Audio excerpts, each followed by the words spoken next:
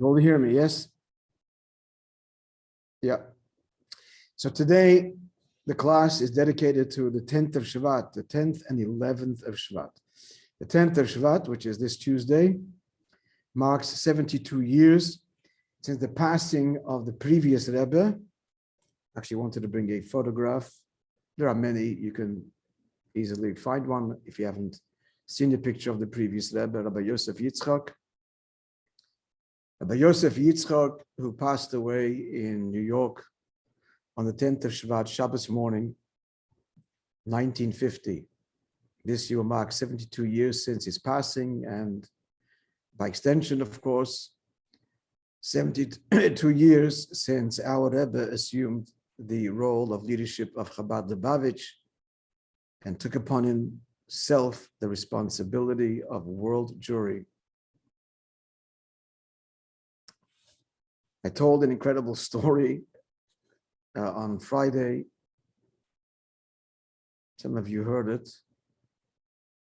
It hasn't been uploaded. I think I will. And if you haven't heard the story, it's worth hearing. So we shall begin now. This talk of the Rebbe is about his father-in-law, the previous Rebbe. And as you can see from the heading, A Legacy of Self-Sacrifice. And he talks about the previous Rebbe's leadership years, which were 30. His father, the Rebbe Rashab, Rabbi Shalom Doiber, the fifth Rebbe of Lubavitch, was Nistalik, passed away in 1920. So the previous Rebbe was the Rebbe for 30 years. And these 30 years, 3 decades, he was in 3 different locations, each one representing a different challenge and a different kind of sacrifice that defined his life from his childhood. Total and utter sacrifice for God and his people. And by sacrifice, I mean spiritually and physically, literally. The readiness to give up his life for his fellow Jew, which he demonstrated as a child in coming to the defense of a Jewish butcher who was being assaulted, I should say, by a Russian policeman, and defending this hapless Jew, little Yosef Yitzchak, as a child of 7 or 8, maybe 10, but not more, was thrown into prison. He was already arrested as a child for the crime of defending his fellow Jew. So let's read this. I remember the talk when the Rebbe said this. It's 2 talks, 3, and it was a landmark talk of our Rebbe about his father-in-law in defining those 3 epochs, those 3 decades of his years of leadership. Let's begin. All right, Jacob, would you begin, please? A legacy of self-sacrifice, a time for focus. You have to unmute yourself. You have to unmute yourself. Totally forgot. Sorry. Better now? Yes? A legacy of self-sacrifice, a time for focus. Yud Shvat, the 10th of Shvat, is the previous Rebbe's yahrzeit, the anniversary of his passing. On the day of a tzaddik's passing, all his effort for which he toiled throughout his life becomes revealed and radiates downward at the time of his passing. This is an important quotation. It's from the Tanya, authored by the Alter Rebbe, based on the Zohar. And it talks about the passing of a righteous person, but it's also true of every Jew, which is why we observe a yahrzeit. We observe a yahrzeit not merely for the obvious, to remember their lives and recall them and pray for their souls, but because on the yahrzeit, which is the day when the soul left the body, this is the day when everything the person accomplished in their lifetime becomes revealed and radiates downward. In the case of the tzaddik, and in some way by every Jew, true of every Jew. What that means is that every year on the yahrzeit, and it's particularly true of a Jewish leader whose whole identity is bound up with his people, every year on the yahrzeit, this particular leader, this tzaddik's lifelong work illuminates and radiates the world with greater intensity every passing year. In other words, whatever they accomplish during their lifetime continues to yield spiritual fruit or light in ever increasing measure each year on the yahrzeit, which is why we mark it essentially, because the radiance, the blessing, the empowerment, the inspiration, the influence, the presence of the tzaddik, the leader, through all of his or hers accomplishments in the course of their physical lifetime, become even more powerfully invested and expressed in the world. So really what this means is that every year on the yahrzeit, we're not moving further away from the person, the tzaddik that had left the world whenever the tzaddik had left the world, but every year on the yahrzeit, our connection actually deepens as his or her radiance, influence, again, inspiration, accomplishment, and achievement continues to bear fruit and impact in ever deepening and widening ways. By that I mean qualitatively and quantitatively. All of this is explained at length in our Rebbe's talks based on the Zohar and the Tanya. We actually see this with our Rebbe because since his passing in 1994, talking about our Rebbe now, as you're all very gratefully aware, his presence continues to impact in increasing and growing measure, as evidenced with the intense and incredible growth of Lubavitch worldwide and the effect of Chabad on every Jews worldwide. It's only intensifying and not weakening, and gains momentum, gaining momentum exponentially. Therefore, accordingly, Jacob, please continue. Accordingly, Yud Shvat is an appropriate day to focus on the message of the previous Rebbe's life. For every year, these same spiritual qualities are revealed on this anniversary. I'm adding, not just revealed, but in a greater measure. Continue. This revelation affects all of his children, the work of his hands, those who will walk in his paths for eternity. These are quotations. These are quotations from the Tanya. And so that quotation really applies to all Jews, his children, which are the work of his hands, and those who will walk in the path of a deceased parent, grandparent, great-grandparent. Every year on the yahrzeit, the bond between them and their offspring intensifies. That's in general. Now he's saying this is particularly true. Continue. This is particularly true in regard to the yahrzeit of a Nasi, a leader of the Jewish people.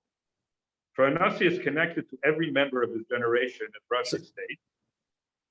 The Nasi is the entire people. So the leader is the people. Every Jew is bound up with the leader. The leader is the heart of the people, the brain of the people, to quote the Zohar and Maimonides and the Talmud and Rashi. Hanosi hu hakoil. Actually, Rashi, the full quote there is, all are the leader and the leader is all. That's because this great soul, the leader's soul, is a soul that embraces and connects and vivifies, animates every other soul, like the heart and the brain and the liver, that's another dimension, give life to and animate every limb and organ of the body. Okay, Jacob, I think there's something scratching by your. No, what's happening is very simple. Maybe you need another reader. I'm outside. There's a lot of distractions. So perhaps somebody else would, Okay, so maybe it's wind blowing. Is that what it is? pardon? It's stuff, it's fireworks, all kinds of things. All right. Keep fireworks at this hour of the morning. Okay. Crazy. We should be All right. there. Okay, never mind. Continue reading. All righty. The divine service of every man, but particularly that of a tzaddik and nasi, is multifaceted. Nevertheless, in considering the previous Rebbe's divine service as a whole, there is one quality that stands out distinctly and which enhances the nature of all his other contributions, namely, his unbounded serious nefesh, self-sacrifice. So he was a great scholar and a miracle worker and a prophet and a leader and a mystic, Kabbalist and Talmudist, a whole long list of incredible virtues. But the Rebbe is saying that the core essence that defines him is selflessness, is self-sacrifice. Continue. The previous Rebbe's Mesiras Nefesh was not limited to a particular situation or mode of expression. Despite the radically differing settings in which he lived and the varied nature of the obstacles with which he was confronted, he showed an unceasing commitment to the well-being of his fellow Jews and to their connection with their Torah heritage. So we're going to see this in the 3 decades. Keep on reading. Challenging the iron fist. His resolution and unbounded concern may be seen in his responses to 3 challenges that marked the 3 decades during which he served as leader of the Chabad Hasidic. The previous Rebbe assumed the mantle of leadership in 5680 or 1920. At that time, the majority of the Chabad community and the largest Jewish population worldwide was located in the Soviet Union, exposed to the full brunt of the communist effort to stamp out religious practice. For the previous Rebbe, every day presented a life and death struggle to maintain the observance of Torah throughout the country. He dispatched rabbis and the shachtim to communities. A shochet, of course, is a ritual slaughter of meat. Yes. Yes. To communities throughout the land, built mikvahs, and most A mikveh, of course, is a ritual pool that a woman is obligated to use throughout married life, each month for the duration that she is experiencing the menstrual cycle. And as a result of immersion in a mikveh, she's permitted, it's a mitzvah, to be together with her husband. And the mikveh and its observance is foundational to Jewish life. It's more important than a synagogue. It's more important than even a school. It is the first institution or building that any Jewish community is obligated to build before anything else. The order would be the mikveh, then the school, and then the synagogue. I recall hearing, just incidentally, Rabbi Denberg, Olav Shalom, the rabbi of the Shomer Laboka synagogue, located currently on Westbury Street, corner Plamondon. I heard in his name say that the failure of North American rabbinic leadership, and a terrible failure because of the assimilation, the spiraling assimilation and so on, and disenfranchisement of Jews, disinterest of Jews in Jewish heritage. He said the failure can be pointed to their lack of, or their failure to appreciate the order of these 3 community institutions. They reversed the order and it all collapsed. First, they built big, imposing, beautiful synagogues. That was the first thing, the first priority.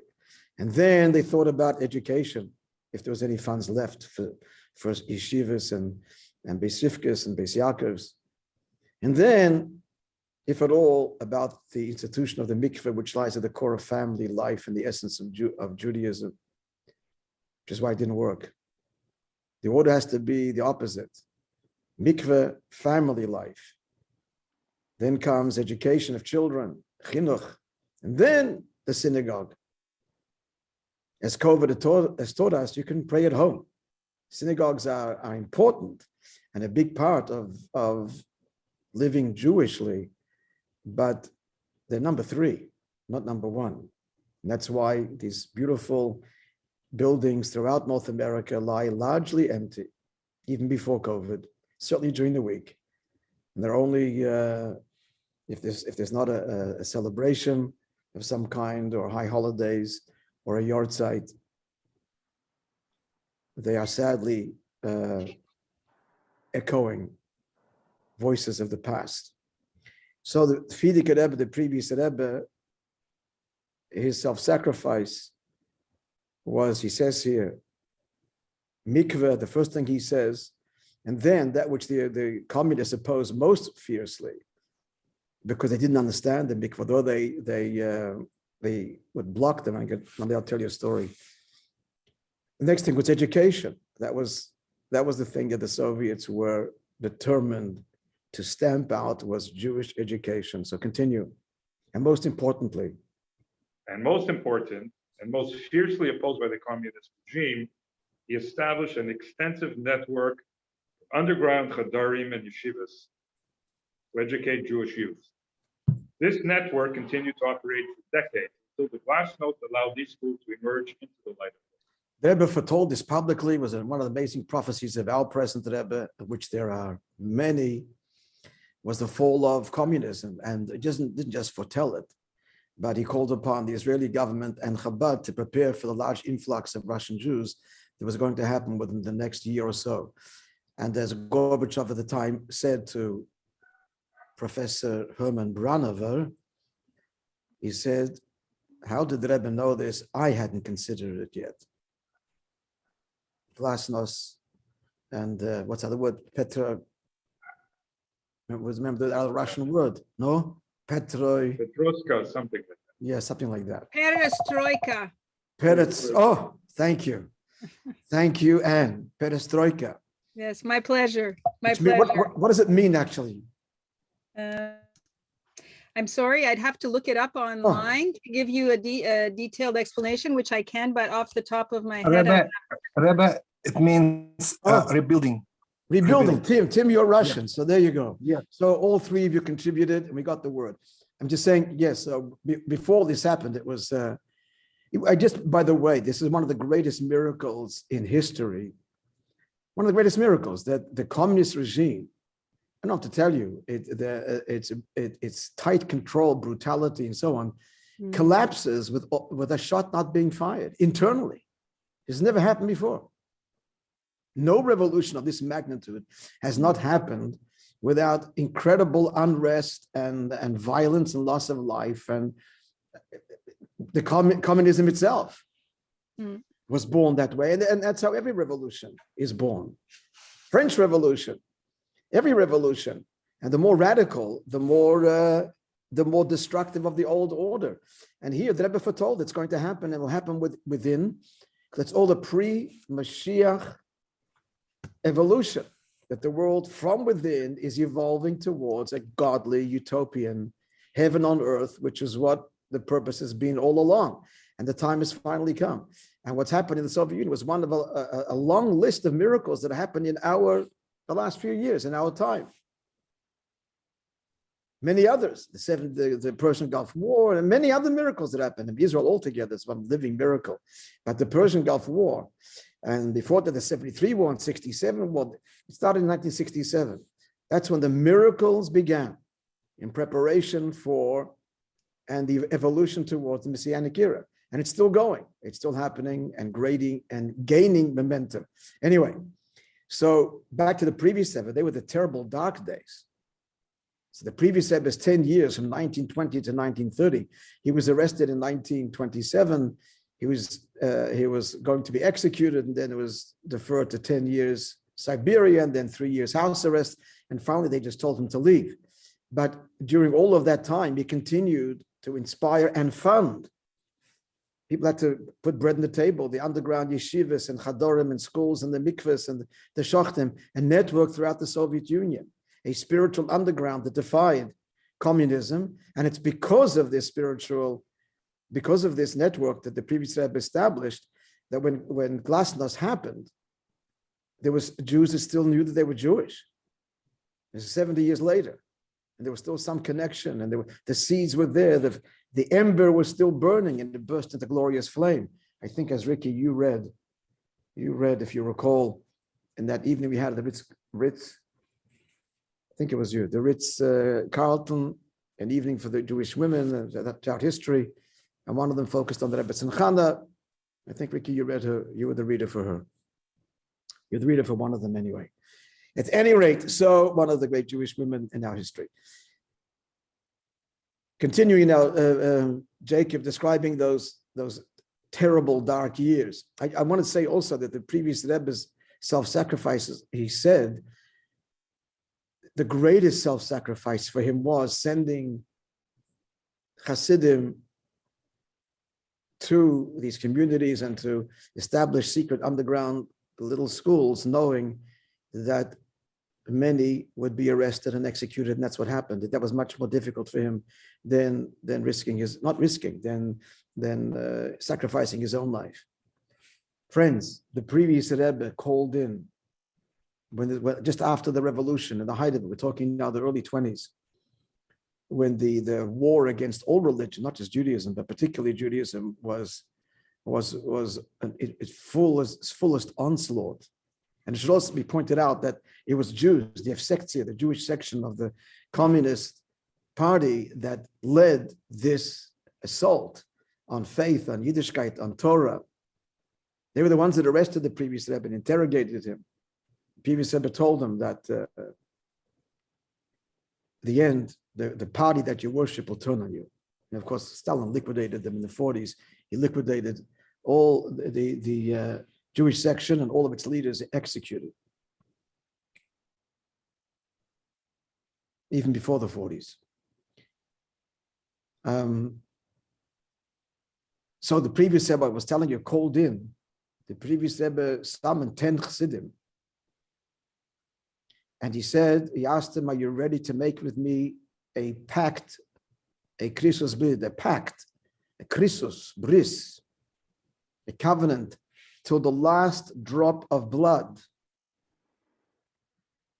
Not only, of course, that they should remain observant Jews, that wasn't the point, that they should be teachers and inspire and do whatever it takes to keep Yiddishkeit alive and be sent wherever I will send you. To the last drop of blood. Of those 10, I think only 3 survived. Or maybe 2. The rest were arrested, sent to the gulags, and perished in the labor camps, or shot before a firing squad, or just died in the gulags. They say one of them, for those of you who know, in the MTC community, one of them, he never said if he was or not, but one of them was Basi Treitel's grandfather, the celebrated Chassid of Ben Zion Shem Tov. Anybody who knew him, he did survive, but anybody who knew him can certainly could appreciate that he would have been one of those 10, because he continued that life of sacrifice even in America. Total devotion to the Rebbe and to spreading Yiddishkeit. So that's a glimpse. Imagine, to the last, till they squeeze out, and even if they take away your children, your wife and your children before your eyes, it's everything, everything. So that was the first 10 years. Continue. The previous Rebbe was arrested several times for counter-revolutionary activities. At one point, he was sentenced to death. Only through international intervention and a series of miracles was the sentence averted. The most difficult part of the Rebbe's... Right. Yes? Yeah. Want to say? No, I said this. He's saying it now. I didn't read ahead. Go ahead. The most difficult part of the Rebbe's situation, however, was the threat to his followers who joined him in risking their lives for these goals. Whenever one of his followers was exiled to Siberia for teaching young children, the previous Rebbe had to shoulder the responsibility of sending a replacement with the full knowledge of the danger awaiting him. The replacement, this was the most difficult, this was his true sacrifice, he said, was what his Hasidim were facing and paid the ultimate price for. So that was the first 10 years. Now, the next decade, let's read the next decade. Ricky, read for us decade. Now, you still there? No? Left. Okay, Yeshua. Okay. In the twilight before the Jacob, night. you mute yourself, yeah. Oh, yes. Or I can do it for you, but you can do it yourself. Okay, the Rebbe Rayatz was forced to leave. Rayatz stands for Rabbi Yosef Yitzchak. So it's Rabbi Yosef Yitzchak was forced to leave Russia in 5688, 1928. For the next few years, he established his base in Riga. Although he visited several Jewish communities throughout the world during this time, his energies were still primarily focused on Russia and the operation of the Hasidic movement there. In fact, In the summer of in 1929, the previous Rebbe made a historic visit to America. He was in Chicago, in New York, and that was a historic visit that actually planted the seeds for Chabad in North America. But he went back. He went back to Russia. In the summer of 1933, he went back to Riga, I should say. In the summer of 1933, go on. In the summer of 1933, he settled in Poland. There, he was confronted by challenges of a different nature. Although there were no political obstacles to the spread of Jewish education or practice, the lack of resources presented difficulties which were compounded by the fact that the leaders of the local Jewish community did not understand his approach. Okay, the author of this essay doesn't want to elaborate, but either shall I, other than to say that the challenge that the previous Rebbe had in Poland, he was in Warsaw and in Otwock and in Warsaw. The challenge was envy on behalf of the religious establishment. So he found that very painful, and that the work that he was doing was not necessarily met with support. And that was a unique challenge. That was the 10 years in Poland. Continue. The previous Rebbe. The previous Rebbe did not allow these impediments to stand in the way of his efforts. With relentless energy, he established a chain of yeshivot and chadarim that enabled thousands of youth to devote themselves to the study of Torah. These activities continued until they were halted by the Nazi invasion. Together with thousands of other Jews, the previous Rebbe spent the high holidays of 1939 in bomb shelters in Warsaw. Shortly thereafter, on the last passenger ship to leave, he set out for the United States. So 1940, it was 1940, around this time of the year. I don't know the English date, but it was the 9th of Adar, which is next month, that the previous Rebbe arrived to these shores, to North American shores, the last ship to cross.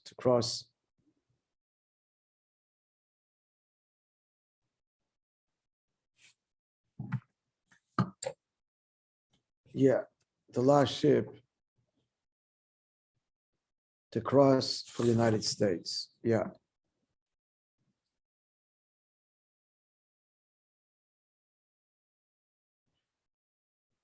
At the very last, actually, was Al Rebbe in 1941. It came a year later. He was the very last. Okay. So continue. Immediately upon his arrival,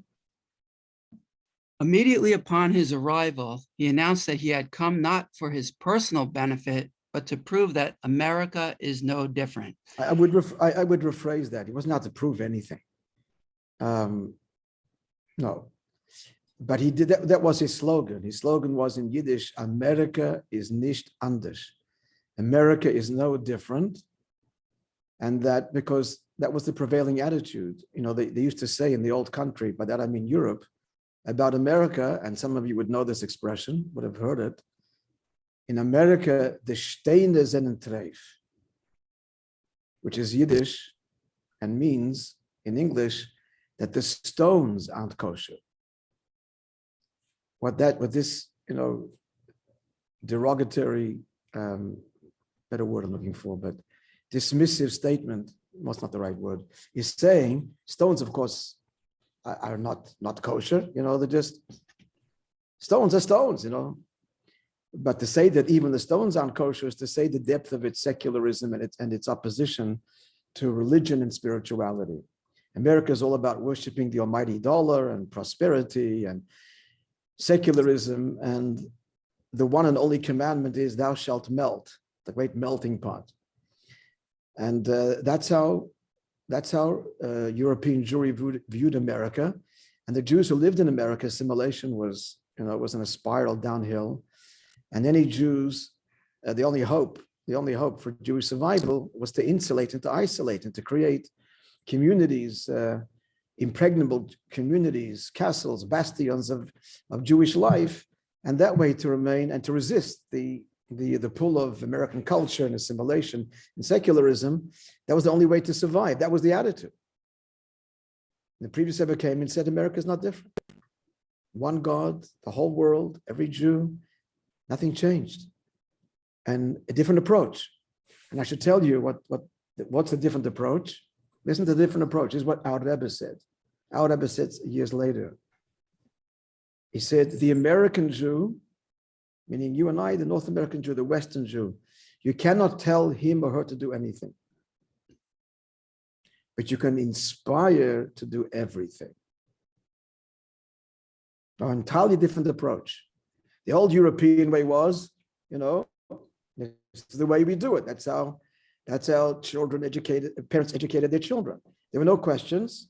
Tradition was passed down, and it was essentially enforced in one way or another. The Rebbe says no. In America, it's a different and ultimately richer and deeper approach. Cultivate, inspire, be an example. So the American Jew, you can't tell him to do anything, but you can inspire him or her to do everything. They must take ownership themselves. And that's much richer and deeper when it comes from within. But this was a whole new attitude the previous Rebbe is bringing to America in seed form. Immediately he started to send his Hasidim to different cities in America to make Jewish day schools. New Haven, Chicago, Montreal. Started 1942, even while the war was raging. And trust me, when they came here to make a Jewish day school, the establishment in Montreal was like, what? This doesn't work here. A day school for the general community, we're going to teach Torah as well as secular studies. It's this or that. And if you want to teach Torah, you create your own little ivory tower. But undaunted, the previous Rebbe forged ahead. Continue. The spiritual vitality. The spiritual vitality that had nurtured Jewish life in Eastern Europe could be transplanted to the American continent. Though its manner of expression might change, the traditional devotion to the Torah's teachings and the observance of the mitzvot would not. And I just told you how the manner changes. And now it's inspiration, it's through love, it's not through lecturing and not through,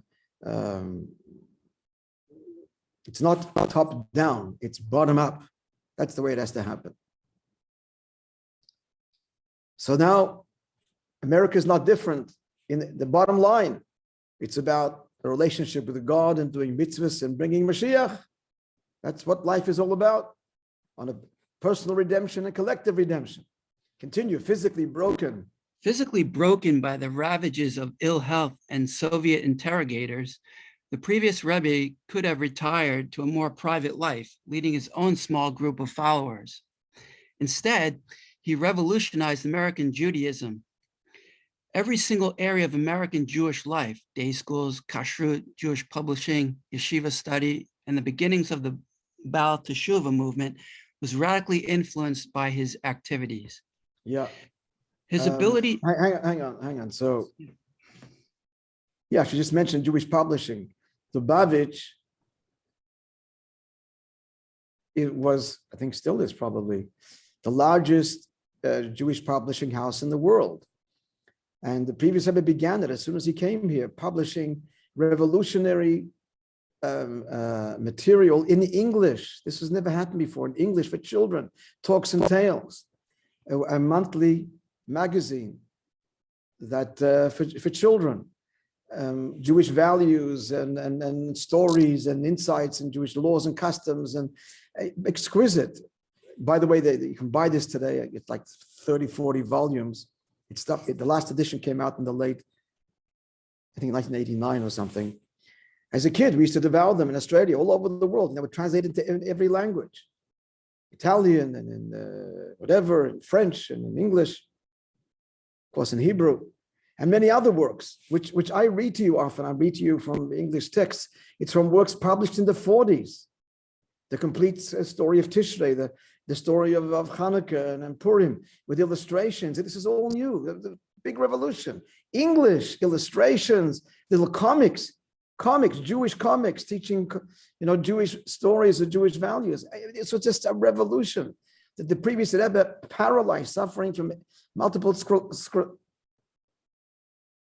MS, and paralyzed from the beatings he received from the Soviets. He's starting this, can hardly speak.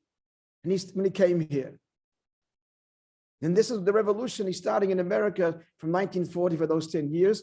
And of course, when our Rebbe comes in 1941, he appoints him as his right-hand man in charge of all of these activities, the publishing house, the outreach work, reaching out to it's a whole long story. So continue. His ability to practice Mesiras Nefesh in these three very different situations indicates that this quality was of his essence. Himself, the epitome of Mesiras Nefesh, he was able to inspire others likewise. The point of this essay is, of this talk, is that he was this, what was his essence? Self-sacrifice. And it didn't matter, it wasn't environmentally induced or influenced. Rebbe is pointing out here the very different challenges for each decade. The challenge of the first decade was the communists, a war on God. The challenge of the second decade was his co-religionists not supporting him. And the challenge of the third, that was in Poland. And the third decade in America was just the indifference of the American Jew, who just didn't understand and indifferent and was just cold to it all and turned his back on it all. And to warm the Jewish heart, he called it ice. He said the ice around the heart that has to be warmed with love, the fire of Yiddishkeit, dispatching his Hasidim, little flames, to warm Jewish hearts. It was a revolution at the time. No one thought this was possible or even necessary. Some would have dismissed its necessity. They made their choice, they'll assimilate, they'll disappear, and that's it. And Judaism will survive from the small group of those who cling to Jewish tradition. The previous Rebbe said, no Jews left behind. And he's as Jewish and she is as Jewish as you are. The spark is there. You've got to find it. You've got to warm it. So it's a completely new challenge in America, North America, the Western world. Australia is part of all of this. That began in the last 10 years and now Rebbe took to unprecedented heights. Ricky, would you please conclude for us? Do you have the text? Continually advancing and with joy. Yeah, one sec. Continually advancing and with joy. The very name Yosef Yitzchak speaks volumes about the Rebbe Rayatz. Again, Rayatz means Rabbi Yosef Yitzchak. It's an acronym. In Hebrew, Yosef means increase. The previous Rebbe's Mesiras Nefesh constantly impelled him to further commitment and increased activity. Moreover, the name Yosef was first given in the verse, may God add on Yosef to me another son, Ben Acher. Implicit in this verse is the ability of Yosef to transform a person who has hitherto been Acher, another, estranged from his Jewish roots, into the closeness of a Ben, a son. Okay, so let's just elaborate. Rachel named Yosef, and she said this in giving him his name. This is in the Torah. He was born and she expressed the hope. She only had one child now, and she wanted to have a second child at least to complete the 12 tribes. Yosef was number 11. So she expressed the wish that God will add another child, another son. So the name Yosef means bringing another son also into the fold spiritually. That's the illusion. It's this the hint here. And that's Yosef Yitzchak. The previous Rebbe, first of all, the word Yosef means to add. That's number one. He always added and increased in his work and his outreach. Another Jew, never resting on his laurels or achievements or accomplishments, never, not even considering that. But in addition, she said, Rachel, may God add for me another son, meaning make someone who feels like he's another, an outsider, may he become and feel that he's a child of the Jewish people, or she is a daughter of the Jewish people. That's the illusion here. Yosef Hashem Li Ben Acher. From the Acher, from the estranged one, should become a child they should feel and come back to the fold. This describes the previous Rebbe's life. Continue. This ability was exemplified by the previous Rebbe, who inspired countless Jews to return to Jewish practice. The second name? Yeah, go on. The name Yitzchak was first given in the verse, whoever hears will laugh, Yitzchak, with me. Sarah said that. Sarah, the mother of Yitzchak, called him Yitzchak. Before that, when she was told that she would have a child, she will say, whoever hears this will laugh. So what is laugh? Joy. Continue. Joy should be radiated to the point that whoever hears, even someone who does not consciously intend to hear, will laugh with me. In keeping with this verse, the previous Rebbe possessed a unique ability to impart happiness to others. Even when he was physically broken, the atmosphere around him was never one of despair. Quite the contrary, he radiated joy. So in summary, Yosef means to reach out, to add, to bring in a Jew who feels estranged, to bring him or her back to the fold, to a family, to her or his roots. That's what Yosef means. Yitzchak means joy, delight, and laughter. And that serving God with joy should pervade and imbue every aspect of our being in our life. And for the previous Rebbe, under the most trying of circumstances, never diminished his joy. And that's a powerful message for us as well. So conclude, please, Ricky. Both these names share a connection to the redemption. The name Yosef is associated with the verse, God will again, Yosef, extend his hand to take possession of the remnant of his people. The joy inspired by the name Yitzchak anticipates the overwhelming joy our people will experience at the redemption, as it is written, then will our mouths be filled with laughter. May this take place in the immediate future. So he's saying in conclusion that the Messianic era is characterized by these two names or words. God will extend his hand, extend the word Yosef, and bring every Jew back. And it'll be a time of great and eternal joy. That's the name Yitzchak. Thank you all for joining. Now, friends, I want to remind you that Wednesday night, did you all receive this? Wednesday night, we have a wonderful, wonderful program. It's called Northern Lights.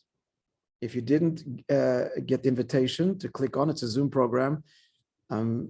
Send me your email and I'll send it to you if you're not on our list. And 3 shluchim, one in St. John's in Newfoundland, the other in Vancouver Island, British Columbia, and the other in Calgary, Alberta, will share their stories, interviewed by Chaya Harrison, that some of you know, if not all of you. And it should be a very inspiring evening in honor of Yud Shvat, the 72 years of our Rebbe's leadership. They're all 3 of them and their wives and children are emissaries of our Rebbe. And as I mentioned, our next program will be exclusively, God willing, the wives on Shlichus, not necessarily their wives, but women on Shlichus, and telling their story from a uniquely feminine perspective, which is the foundation of Jewish life, is the woman, is the home, and that will be, God willing, coming down the road. But this Wednesday night is as I just described, and so look forward to seeing you then. And by all means, spread the invitation to others, forward it, so they can enjoy this inspiring and entertaining evening, Wednesday night, 8 p.m. Thanks for joining. Thank you, readers. Thank you, Rabbi. Have a wonderful day. Shavua tov, everybody. Shavua tov. Good to see you all. Shavua tov.